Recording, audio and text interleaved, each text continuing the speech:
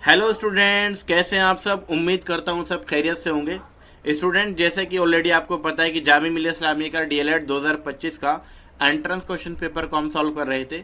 अगर आपने part number 2 तक नहीं देखे हैं, जिसमें हमने क्वेश्चन नंबर 60 तक कंप्लीट सॉल्व कराया था, तो आप वो देख सकते हैं। उसका प्लेलिस्ट का लिंक आपको वीडियो में मिल जाएगा। ये वीडियो का पार्ट नंबर 3 है, जिसमें आज करंट अफेयर के हम क्वेश्चन सॉल्व करने वाले हैं। एक स्टूडेंट, एक इन्फॉर्मेशन और आपके लिए है कि हमारे पास पेड मॉक टेस्ट है जो कि जामिया डीएलएड के लिए स्पेशली बनाए गए हैं। चाहे आप उर्दू मीडियम के स्टूडेंट हो, चाहे आप हिंदी मीडियम के स्टूडेंट हो। तो अगर आप उर्दू मीडियम के स्टूडेंट हैं तो आपको उर्दू में क्वेश्चन पेपर मिलेगा, और हिंदी मीडियम के हैं तो आपको हिंदी में क्वेश्चन पेपर दिया जाएगा। वो पेड होगा, उसके लिए आप हमसे दिए गए नंबर पर कॉन्टैक्ट कर सकते हैं। चलिए बढ़ते हैं क्वेश्चन नंबर 61 में। शांति निकेतन की स्थापना किसने की? Option A Zakir Hussain, option B Shanti Swarup Bhatnagar, option C Rabindranath Tagore, option D Gautam Buddha. तो स्टूडेंट, इसका जो राइट ऑप्शन होगा ऑप्शन नंबर सी हो जाएगा, रविंद्रनाथ टैगोर। देखिए, इसमें मैं थोड़ी सी एक्स्ट्रा इन्फॉर्मेशन और देना चाहता हूँ। यहाँ पर जो आपसे शांति निकेतन की बात की गई है, शुरुआत इनके पिता, जो रविंद्रनाथ टैगोर के जो पिता जो थे, महर्षि देवेंद्रनाथ टैगोर, इन्होंने शुरुआत की थी 1836 में, ठीक है। लेकिन जो रविंद्रनाथ टैगोर जी थे, उन्होंने 1901 में इसे एक शैक्षणिक और सांस्कृतिक रूप से क्या दिया था, विकसित किया था, ठीक है। और 2023 में ऑलरेडी आपको पता ही होगा, एक करंट अफेयर का क्वेश्चन भी आपके लिए बन सकता है कि इसे वर्ल्ड हेरिटेज यानी कि विश्व धरोहर साइट के अंदर शामिल कर लिया गया था। अच्छा, एक क्वेश्चन आपके लिए ये है कि रविंद्रनाथ टैगोर को कौन सा प्राइज मिला था और किस चीज़ के लिए, ठीक है, किस चीज़ के लिए नोबेल प्राइज मिला था, और नोबेल प्राइज किस चीज़ के लिए दिए गए थे, आपको क्वेश्चन में बताना है। चलिए बाकी ऑप्शन को भी जान लेते हैं। जाकिर हुसैन, जैसे कि ऑलरेडी आपके पता है, भारत के तीसरे राष्ट्रपति के रूप में ये चयनित हुए थे। शांति स्वरूप भटनागर जो थी, ये फेमस साइंटिस्ट थी। और गौतम बुद्ध, आपको पता ही है, बौद्ध धर्म की स्थापना की थी गौतम बुद्ध ने। अब बढ़ते हैं क्वेश्चन नंबर 62 में। सुनीता विलियम के विस्तृत प्रवास के दौरान ISS में उनके सहयात्री कौन थे? ठीक है, ऑप्शन ए है क्रिस हेल्डफील्ड, ऑप्शन बी जेरी लिन विलमोर, ऑप्शन सी है जोसेफ पीटर केविंस, या ऑप्शन डी बैरी बुश विलमोर। तो 62 का राइट ऑप्शन हो जाएगा ऑप्शन नंबर डी स्टूडेंट्स, बैरी बुश विलमोर इसका राइट ऑप्शन हो जाएगा। जून 2024 में पहले मानवयुक्त उड़ान में इनको दोनों इंटरनेशनल स्पेस स्टेशन यानी कि ISS के अंदर ये गए थे। और स्पेस शिप का नाम आपसे पूछा जा सकता है, तो उसका नाम था आपका बोइंग। क्या था? Boeing star liner. ये आपके पेपर के लिए इंपॉर्टेंट है। बोइंग स्टार लाइनर किसका था? स्पेस शिप का नाम था। अब बढ़ते हैं क्वेश्चन नंबर 63। अपार ID का उद्देश्य क्या मानकीकृत करना है? छात्र रिकॉर्ड, परीक्षा पैटर्न, या शिक्षक मूल्यांकन, या शैक्षणिक प्रवेश। तो 63 का राइट ऑप्शन हो जाएगा स्टूडेंट, छात्र का record. Option number A correct हो जाएगा। अपार ID की आपको फुल फॉर्म पेपर में पूछी जा सकती है, तो ये एक्स्ट्रा इन्फॉर्मेशन आपके लिए ये है। अपार का मतलब क्या है? ए से है आपका ऑटोमेटेड, ठीक है, जो मैं फुल फॉर्म लिख रहा हूँ आप इसको नोट डाउन जरूर कर लीजिएगा। पी का मतलब है आपका परमानेंट, ऑटोमेटेड परमानेंट। और आपका फिर ए आ जाता है जिसका मतलब है आपका एकेडमिक, ठीक है। फिर एक और एक आ जाता है, उसका क्या मतलब है? अकाउंट। और लास्ट में आता है आपके पास आर, जिसका मतलब है रजिस्ट्री। तो automated permanent academic account registry इसकी फुल फॉर्म हो जाएगी स्टूडेंट्स। और अब इससे क्वेश्चन कहाँ से बन सकता है? पहली चीज़ तो आपसे फुल फॉर्म पूछी जा सकती है। दूसरा ये आ सकता है कि सेकंड वाला ए का क्या मतलब है या फर्स्ट वाले ए का क्या मतलब है। तो फर्स्ट वाले ए का मतलब एकेडमिक है और सेकंड ए का क्या मतलब है? अकाउंट है। अब बढ़ते हैं क्वेश्चन नंबर 64 में। स्टूडेंट्स, क्वेश्चन नंबर 64 में कहा गया है कि केंद्रीय माध्यमिक शिक्षा बोर्ड किस वर्ष से कक्षा 10 की द्विवार्षिक परीक्षा बोर्ड आयोजित करना शुरू करेगा? जैसा कि ऑलरेडी आपको पता चल ही गया है, 2026 से ही स्टार्ट हो गया है और इस साल 2 बार परीक्षा कराई जाएगी। ऑप्शन नंबर बी इसका करेक्ट ऑप्शन हो जाएगा, ऑप्शन नंबर बी। और ये NEP 2020 के तहत छात्रों को तनाव कम करने का एक उद्देश्य के तहत ये इसकी मतलब द्विवार्षिक बोर्ड परीक्षा की आयोजना की गई है। क्वेश्चन नंबर 65 में चलते हैं। किस छात्र ने छात्र आधारित अधिगम प्रतिफल मूल्यांकन करने के उद्देश्य से गुणोत्सव 2025 कार्यक्रम शुरू किया है? Option A Assam, option B Uttarakhand, option C Gujarat, option D Delhi. इसका जो राइट ऑप्शन होगा ऑप्शन नंबर ए करेक्ट होगा स्टूडेंट्स, असम। ए करेक्ट हो जाएगा, असम इसका राइट ऑप्शन हो जाएगा। जो गुणोत्सव 2025 था ये असम सरकार की तरफ से एक पहल है। इसका उद्देश्य क्या है? सरकारी स्कूलों में लर्निंग आउटकम्स का मूल्यांकन करना, जैसे कि ऑलरेडी यहाँ लिखा हुआ है, और शिक्षा की गुणवत्ता में सुधार करना भी इसका एक आपका उद्देश्य है। ठीक है स्टूडेंट्स, तो आपसे ये भी क्वेश्चन पूछा जा सकता है। क्वेश्चन नंबर 66, वर्तमान दिल्ली सरकार के शिक्षा मंत्री कौन है? Option A Atishi Marlena, option B Ashish Sood, option C Manish Sisodia और ऑप्शन डी रेखा गुप्ता। तो 66 का जो राइट ऑप्शन है ऑप्शन नंबर बी से ही हो जाएगा। आशीष सूद जो है दिल्ली के शिक्षा मंत्री थे। ठीक है, जानकारी देखिए यहाँ पर जनकपुरी से ये विधायक रहे आशीष सूद, और इनके पास क्या है, होम यानी कि गृह मंत्रालय भी मौजूद है, एजुकेशन मिनिस्ट्री और पावर यानी कि ऊर्जा मंत्रालय भी इन्हीं के पास है। आपको पता ही है रेखा गुप्ता जो है आपकी दिल्ली की चीफ मिनिस्टर है, सीएम है, और फरवरी 2025 में बीजेपी की सरकार जब बनी थी, आपसे ये क्वेश्चन आ सकता है कि कितनी सीट बीजेपी ने जीती थी। तो टोटल 48 सीट बीजेपी को मिली थी, आम आदमी पार्टी को वहीं पर कितनी 22 सीटें वहाँ पर मिली थी। तो आप ऐसे भी याद रखेंगे 22 आम आदमी पार्टी को मिली थी, बीजेपी को 48 सीट मिली थी और वो पार्टी के अंदर आ गई थी। अब बढ़ते हैं क्वेश्चन नंबर 67 में। किस कंपनी ने प्रोजेक्ट फॉर वाइप्स यानी कि PFV पहल विकसित की है? ऑप्शन ए है Amazon, option B IBM, option C Google, option D Microsoft. तो 67 का right option option number D ही हो जाएगा। माइक्रोसॉफ्ट ने पहल स्टार्ट की है आपकी प्रोजेक्ट फार्म वाइप्स यानी कि PFV। चलिए स्टूडेंट्स, अब माइक्रोसॉफ्ट के बारे में देख लेते हैं। माइक्रोसॉफ्ट की जो फाउंडेशन हुई थी ये कब और कहाँ हुई थी? ये आपकी वाशिंगटन में हुई थी और 4 अप्रैल 1975 के अंदर हुई थी। ये क्वेश्चन आपसे पेपर में पूछा जा सकता है। अब बढ़ते हैं क्वेश्चन नंबर 68 में। 2025 में धूम्रपान निषेध दिवस किस तारीख को मनाया गया? ऑप्शन ए 12 जनवरी, ऑप्शन बी 12 मार्च, या ऑप्शन सी 2 अप्रैल, या ऑप्शन डी है 28 फरवरी। तो 68 का right option option number B हो जाएगा।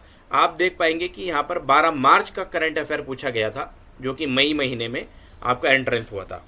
तो आपके जो करंट अफेयर इंपॉर्टेंट होंगे वो सितंबर महीने से, सितंबर 2025 से आपके अप्रैल तक करंट अफेयर आपके लिए इंपॉर्टेंट होंगे। तो ये करंट अफेयर आप किसी भी चैनल से देख सकते हैं, और यूट्यूब पर बहुत सारे शॉर्ट्स में पूरे मंथ के करंट अफेयर कराए जाते हैं। तो आप कोई भी चैनल को उठाकर जो भी अच्छा आपको लगे वहाँ से देख सकते हैं। अब सितंबर 2025 से अप्रैल 2025 तक ये ज़्यादा इंपॉर्टेंट हो जाएंगे फॉर DLED स्टूडेंट। अब चलते हैं क्वेश्चन नंबर 69 में स्टूडेंट। अच्छा, यहाँ पर कुछ और इन्फॉर्मेशन मैं ऐड ऑन करना चाहता हूँ आपके लिए। वो एक्स्ट्रा इन्फॉर्मेशन ये है कि 12 जनवरी को क्या मनाया जाता है। तो 12 जनवरी को नेशनल यूथ डे मनाया जाता है, nation youth day, nation youth day. इसी के साथ साथ 2 अप्रैल की जानकारी भी आपको याद रखनी है। कोई स्पेशल डे इसमें नहीं है, ठीक है। लेकिन 28 फरवरी में इंपॉर्टेंट हो जाता है। 28 फरवरी का क्या है आपका? National science day. National science day मनाया जाता है आपका 28 फरवरी में। 2026 में नेशनल साइंस डे जो मनाया गया है उसकी क्या थीम थी, ये आपको देखकर कमेंट बॉक्स में इसका आंसर बताना है स्टूडेंट। अब बढ़ते हैं हम क्वेश्चन नंबर 69 में। मॉरिशस का सर्वोच्च नागरिक पुरस्कार पाने वाले पहले भारतीय कौन है? तो पहले भारतीयों की बात की गई है। APJ अब्दुल कलाम है क्या, द्रौपदी मुर्मू है, या नरेंद्र मोदी है, या मनमोहन सिंह है? तो 69 का right option option number C हो जाएगा। ऑप्शन नंबर सी का मतलब हो जाएगा स्टूडेंट नरेंद्र मोदी को आपका मॉरिशस का जो सर्वोच्च नागरिक पुरस्कार है वो दिया गया है। अब बढ़ते हैं क्वेश्चन नंबर 70 में।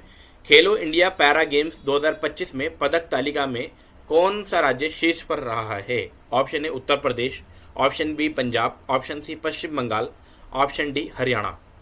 तो क्वेश्चन नंबर 70 का जो राइट ऑप्शन होगा, ऑप्शन नंबर इसमें आपका डी हो जाएगा। हरियाणा ने टॉप किया था इसमें, तो ऑप्शन नंबर डी करेक्ट हो जाएगा, हरियाणा। हरियाणा ने टॉप किया था और आयोजन कहाँ हुआ था, इसका दिल्ली के अंदर हुआ था। ठीक है।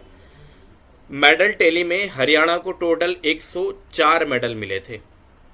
कितने मिले थे? 104 मेडल मिले थे, जिसमें 34 गोल्ड थे, 34 गोल्ड थे, 39 सिल्वर थे और 31 आपके ब्रॉन्ज थे। दूसरे नंबर पे तमिलनाडु ने टॉप, सेकंड नंबर पे कौन सा रहा था? आपका तमिलनाडु रहा था। तमिलनाडु सेकंड नंबर पे रहा था, कितने मेडल के साथ? 74 मेडल के साथ। और उत्तर प्रदेश जो ऑप्शन में तीसरे नंबर पे रहा था। चलिए अब बढ़ते हैं क्वेश्चन नंबर 71 से। उससे बढ़ने से पहले मैं एक इन्फॉर्मेशन और आपके लिए देना चाहता हूं कि इस क्वेश्चन पेपर का कंप्लीट डिटेल सॉल्यूशन पीडीएफ जो कि पेड होगा, आपके लिए पैसों में होगा, वो भी आपके लिए मिल जाएगा। उसके लिए आप दिए गए नंबर पे आप व्हाट्सअप करेंगे तो आपको प्राइस बता दिया जाएगा और आप उसको बाय कर सकते हैं।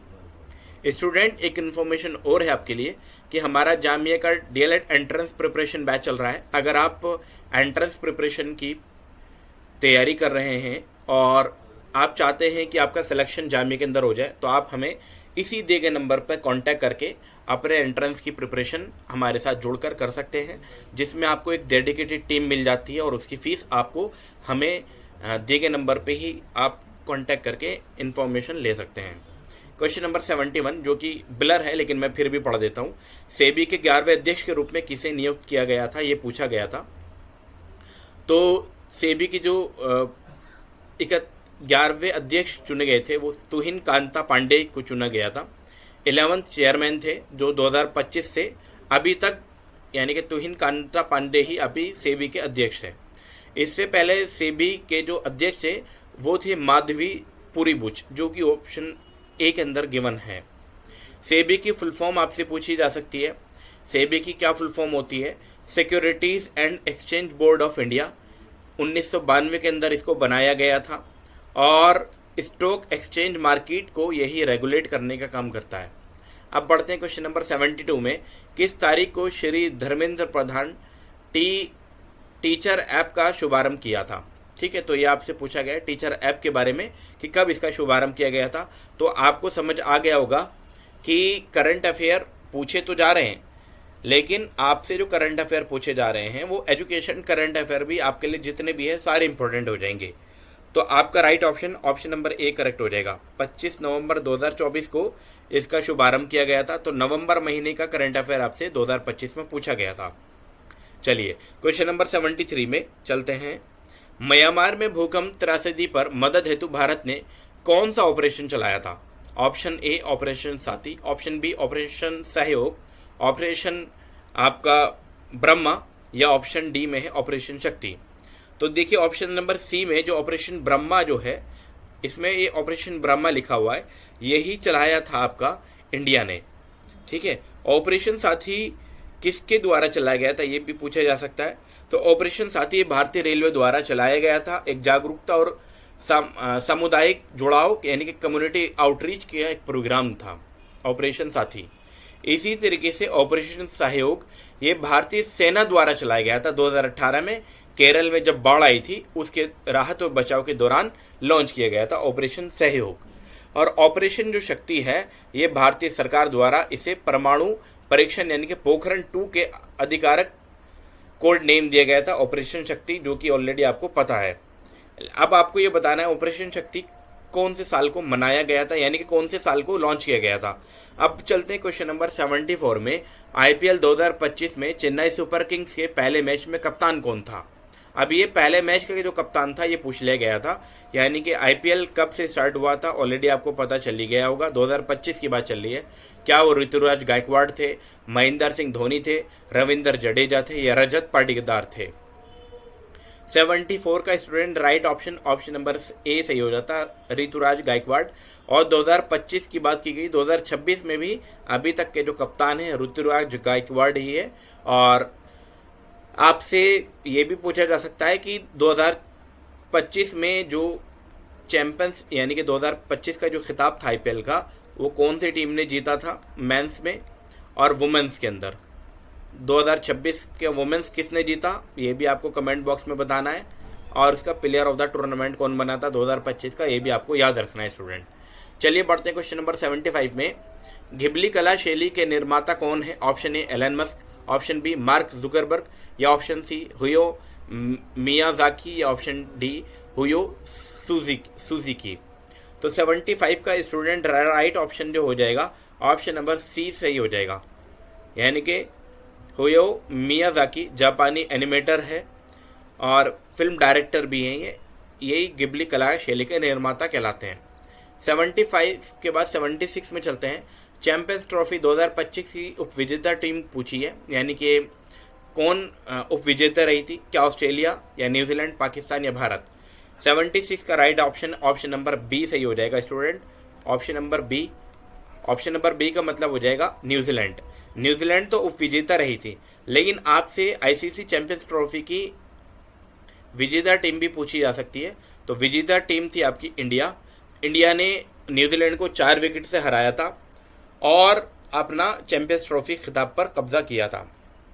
इसी के साथ साथ 2000 मैच T20 वर्ल्ड कप में इंडिया ने न्यूजीलैंड को 96 रन से हराया है, ये भी आपको याद रखना है। 2026 में जो मैच T20 वर्ल्ड कप हुआ है वो भी इंडिया ने ही जीता है और उसमें भी न्यूजीलैंड को ही हराया है 96 रनों से। अब बढ़ते हैं क्वेश्चन नंबर 77 में। ऑस्ट्रेलियन ओपन 2025 का पुरुष सिंगल खिताब किसने जीता था? Option A Jannik Sinner, option B Alexander Zverev, या कार्लोस अल्कारेज, या नोवाक जोकोविच। 77 का राइट ऑप्शन हो जाता है स्टूडेंट ऑप्शन नंबर ए, जेनिक सिनर ने ये खिताब जीता था। इटली के टेनिस स्टार है जेनिक सिनर, इटली से बिलोंग करते हैं। इन्होंने जर्मनी के जो अलेक्जेंडर ज़ेवरव जो ऑप्शन नंबर बी के अंदर है इनको हराया था, जो कि जर्मनी के थे। ऑस्ट्रेलियन ओपन कहाँ पे होता है ये ऑलरेडी आपको पता होगा, मेलबोर्न पार्क के अंदर खेला जाता है और ये जनवरी फरवरी के अंदर खेला जाता है। तो यानी कि आपसे जनवरी फरवरी का ही महीना आपसे पूछा था। अब आपके लिए क्वेश्चन ये है स्टूडेंट कि 2026 का जो ऑस्ट्रेलियन ओपन है यानी कि AO है, ये किसने जीता है मेंस के अंदर और वुमेन के अंदर, ये आप कमेंट बॉक्स में आप ज़रूर बताइएगा क्योंकि ये पेपर के लिए इंपॉर्टेंट हो जाएगा। क्वेश्चन नंबर 78 में बढ़ेंगे आप। पहला भेड़िया अभ्यारण्य बांकापुर की किस जिले में अवस्थित है? ऑप्शन ए छत्तीसगढ़ में, ऑप्शन बी राजस्थान में, ऑप्शन सी में कहा गया है कर्नाटक के अंदर, और ऑप्शन डी में है उत्तर प्रदेश में। तो स्टूडेंट ऑलरेडी आपको मालूम होगा इसके बारे में, ऑप्शन नंबर सी इसका करेक्ट हो जाएगा, यानी कि कर्नाटक के अंदर ये आपका मौजूद है। कर्नाटक में कोप्पल जिला के बांकापुर में स्थित है आपका पहला भेड़िया अभ्यारण्य। इस अभ्यारण्य को खास तौर पर भारतीय भेड़ों के लिए, ठीक है, भारतीय भेड़ों के लिए, आपका भेड़ियों के लिए संरक्षण के लिए बनाया गया था। अब इसके बाद चलते हैं क्वेश्चन नंबर 79 में। जामिया मिल्लिया इस्लामिया के प्रथम महिला पूर्णकालिक कुलपति कौन थी? Option A professor Najma Akhtar, option B professor Talat Aziz, option C है प्रोफेसर नईमा खातून, या ऑप्शन में कहा गया प्रोफेसर सारा बेगम। 79 में ऑलरेडी आपको आंसर पता ही होगा, ऑप्शन नंबर ए प्रोफेसर नजमा अख्तर आपकी वाइस चांसलर थी, पहली महिला वाइस चांसलर थी। अभी के कौन है? मजहर आसिफ अभी के वाइस चांसलर के रूप में अपॉइंट है। जो आपके प्रोफेसर नईमा खातून जो है ये AMU की यानी कि अलीगढ़ मुस्लिम यूनिवर्सिटी की पहली महिला कुलपति नियुक्त की गई है, ठीक है। अब बढ़ते हैं क्वेश्चन नंबर 80 पर। 76वें गणतंत्र दिवस की मुख्य थीम क्या थी? अब आपसे पिछले साल की पूछी थी। ऑप्शन ए में है विविधता में एकता, समष्टि और विचार, ऑप्शन बी स्वर्णिम भारत और विरासत और प्रगति, ऑप्शन सी में है विकसित भारत और परंपरा और सद्भाव, ऑप्शन डी में है भारत 75 गौरव और आकांक्षाएं। 80 में राइट ऑप्शन नंबर बी हो जाता है स्टूडेंट। ऑप्शन नंबर बी का क्या मतलब है? स्वर्णिम भारत और विरासत और प्रगति, ये आपका 2025 की थीम थी। अब आपसे 77वें गणतंत्र दिवस से रिलेटेड जो 2026 में हुआ, 2 मुख्य अतिथि के नाम पूछे जा सकते हैं, तो कौन से आए थे और इसकी थीम क्या थी ये भी आपको बताना है। कमेंट बॉक्स में आपको थीम बतानी है। तो यूरोपियन काउंसिल के चेयरमैन आए थे एंटोनियो कोस्टा यूरोपियन काउंसिल यानी कि यूसीसी के जो चेयरमैन थे, यानी कि यूरोपियन काउंसिल, एंटोनियो कोस्टा आए थे। यूरोपियन कमीशन के चेयरमैन भी आए थे, उर्सुला वॉन डर लेयन। क्या थीम थी 2026 की? ये पेपर के लिए इंपॉर्टेंट हो जाएगा, आप कमेंट बॉक्स में इसका आंसर जरूर दीजिए। क्वेश्चन नंबर 80 के बाद 81 में चलते हैं। पीएम श्री योजना का नाम आपसे पूछा गया था, तो क्या नाम था इसका? राइट ऑप्शन नंबर ए ही करेक्ट हो जाता, प्रधानमंत्री स्कूल फॉर राइजिंग इंडिया। यानी कि पीएम श्री का क्या नाम है? प्रधानमंत्री फॉर राइजिंग इंडिया इसकी फुल फॉर्म हो जाएगी, या इसका नाम हो जाएगा। इस योजना के तहत देश के लगभग 14,500 से अधिक पुराने स्कूलों को अपग्रेड करने और मॉडल स्कूलों के रूप में विकसित किए जाने की बात की गई है पीएम श्री योजना के तहत। अब बढ़ते हैं क्वेश्चन नंबर 82 में। मार्च 2025 को स्वीकृत कौन सी योजना दिल्ली में आर्थिक रूप से कमजोर महिलाओं के लिए है? ऑप्शन ए महिला आत्म सम्मान योजना, महिला समृद्धि योजना, महिला सशक्तिकरण योजना, या महिला सम्मान निधि योजना। तो 82 का राइट ऑप्शन नंबर बी ही हो जाता, महिला समृद्धि योजना, जो कि आपकी राइट ऑप्शन नंबर बी हो जाएगा। 8 मार्च 2025 में अंतर्राष्ट्रीय महिला दिवस के अवसर पर इसकी घोषणा की गई थी, और इसमें 3 लाख से कम वार्षिक जिनकी आय है उनको 2,500 रुपये देने का प्रावधान किया गया है। अब बढ़ते हैं क्वेश्चन नंबर 83 पे। जामिया मिल्लिया इस्लामिया का शताब्दी वर्ष कब मनाया गया था? ये आपसे पूछा गया था। ऑप्शन है 2019, 2020, 2021 या 2022। तो ये मनाया गया था 2020 के अंदर। ऑप्शन नंबर बी करेक्ट हो जाएगा स्टूडेंट। ऑप्शन नंबर बी का मतलब 2020 में ये मनाया गया था। चलिए, जामिया की स्थापना 29 अक्टूबर, याद रखिएगा, स्थापना 29 अक्टूबर 1920 को की गई थी। अलीगढ़ में हुई थी, बाद में फिर 1925 में इसे दिल्ली में शिफ्ट कर दिया गया था, यानी कि स्थानांतरित कर दिया गया था। क्वेश्चन नंबर 84 में चलते हैं। पीएम ई विद्या DTH 24/7 चैनल नंबर 31 किस प्रकार के प्रसारण के लिए बनाया गया था? ऑप्शन ए इंदिरा गांधी राष्ट्रीय मुक्त विश्वविद्यालय संबंधी प्रसारण, या भारतीय कला एवं संगीत संबंधी प्रसारण, या भारतीय सांकेतिक भाषा संबंधी प्रसारण, या डी ऑप्शन में है राष्ट्रीय मुक्त विद्यालय शिक्षा संस्थान संबंधी प्रसारण। तो 84 का राइट ऑप्शन नंबर सी हो जाएगा स्टूडेंट। ये बनाया गया था आपका भारतीय सांकेतिक भाषा संबंधी प्रसारण के लिए बनाया गया था। अब चलते हैं क्वेश्चन नंबर 84 के बाद 85 पर। NEP 2020 का फुल नेम पूछा गया था, तो ऑलरेडी आपको पता चल ही गया होगा, इसमें कुछ बताने की ज़रूरत नहीं थी।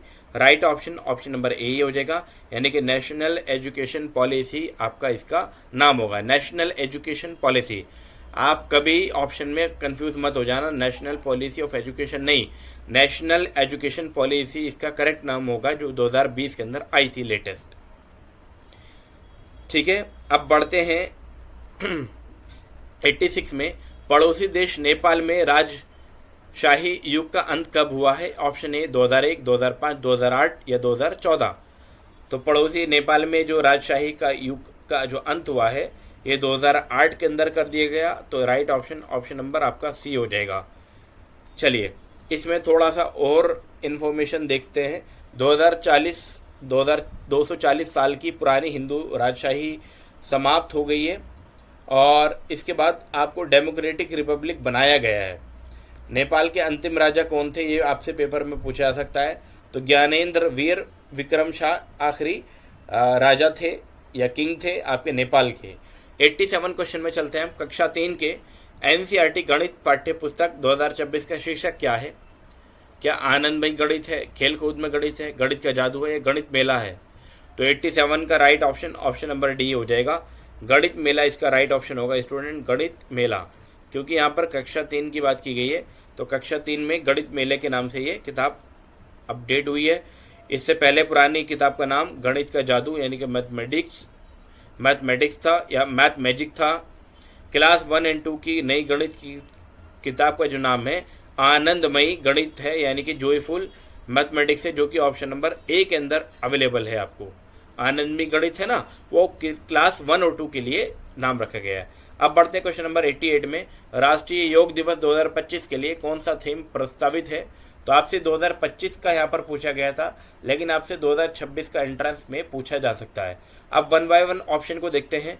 क्या ये एक पृथ्वी एक समाज के लिए योग था, या एक पृथ्वी एक स्वास्थ्य के लिए योग था, या एक ब्रह्मांड बेहतर ब्रह्मांड के योग था, या निःशुद्ध विश्व शांति के लिए योग था?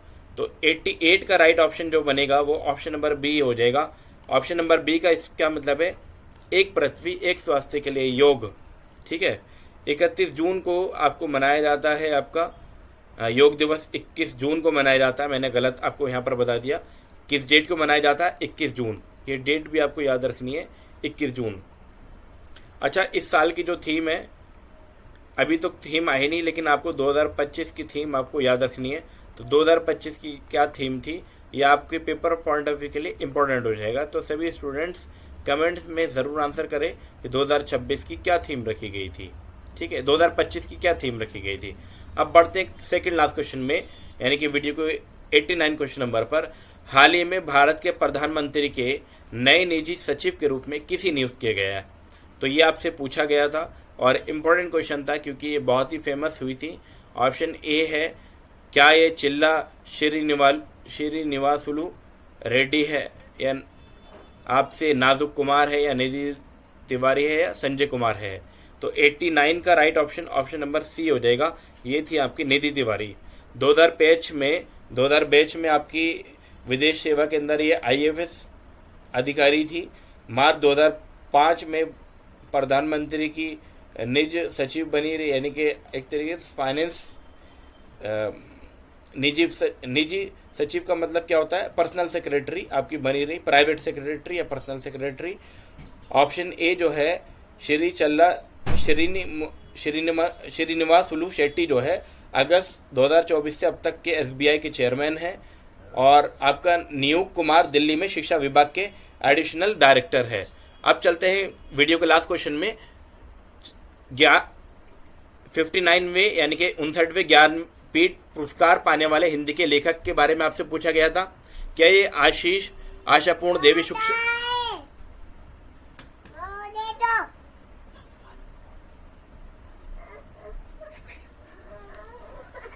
अरे चुप रहो अभी, बताओ यार, इतने कट दिलवा दिया अभी फालतू का। चलिए स्टूडेंट, बढ़ते हैं क्वेश्चन नंबर 90 की तरफ। 59वें ज्ञानपीठ पुरस्कार पाने वाले हिंदी के लेखक कौन है? ऑप्शन ए आशापूर्णा देवी शुक्ला है, गुलजार है, या जगत गुरु राम भद्राचार्य है, या विनोद कुमार शुक्ल है? तो 90 का जो राइट ऑप्शन हो जाएगा ऑप्शन नंबर डी हो जाएगा, विनोद कुमार शुक्ल इसका राइट ऑप्शन हो जाता। हिंदी के साहित्यकार थे। वर्ष 2024 के लिए 2025 में इनको ये पुरस्कार मिला था। किस चीज़ के लिए? छत्तीसगढ़ के रहने वाले ही हैं, ये भी आपको याद रखना है। तो विनोद कुमार ये सर्वोच्च साहित्य सम्मान पाने वाले छत्तीसगढ़ के पहले साहित्यकार है, ये भी आपको याद रखना है स्टूडेंट। इनकी मशहूर रचनाओं में नौकर की कमीज, दीवारों में एक खिड़की रहती थी, ये फेमस है।